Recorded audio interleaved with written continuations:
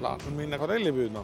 Kevad on kätte jõudnud, ilm on ilusaks läinud ja forellil on selline komme, et ta tuleb siis hommikuti ja õhtuti tuleb mereranda toituma ja need on siis sellised head ajad, et seda forelli spinninguga püüda. Veedu.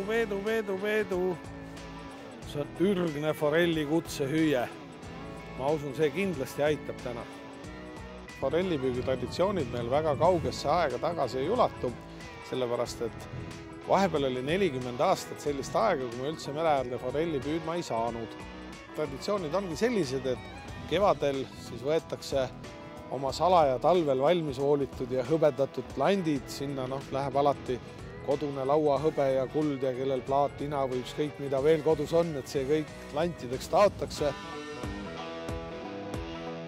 Kindlalt on jälle tegemist sellise objektiga, siis millega saab eputada sõprade ees ja teeb endal südame soojaks ja ka kodused on rahul, kui sellega tulla.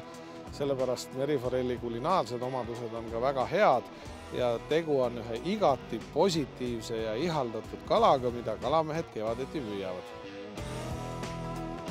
No nüüd on see siis käes, et sai kooneldatud abielu sõrmus, noad kahvlid hõbedast, veel muidu koduhõbe ja kuld, mis niisama kasutult sahtlis seisab. Sellest oleks võinud ju landi teha. Praegu ma siin loobin oma kroomitud ja nikeldatud landiga. Selge see. Lant on liiga odav ja sellepärast on ilmselt ka tulemus käes, et kala ei ole siiamaani saanud. Lisaks spinningule on forelli hästi tore püüda ka võrguga. Enamik inimesi arvab, et see kala on hästi sügaval. Tegelikult on see kala talvel peaaegu põlvist saadik vees.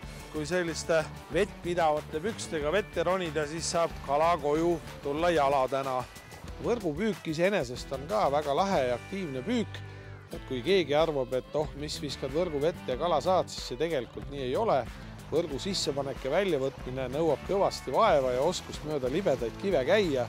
Et eriti siin Tallinna juures, kus kiirlaevad käivad, kaasneb sellega tihti ka suplemine kiirlaeva lainetes ja forellidega võiduujumine ja nii edasi, et kõik viisid, kuidas forelli kätte saada, on alati vaevarikkad ja nõuavad palju kogemusi ja oskust. Ma juba siit maalt näen, et seal tagapool on osa poisid vee alla läinud, mis tegelikult teeb meile mõnusaks, sellepärast kui poid on uppunud, siis on üsna suur tõenäosus, et võrgus on ka mõni kala.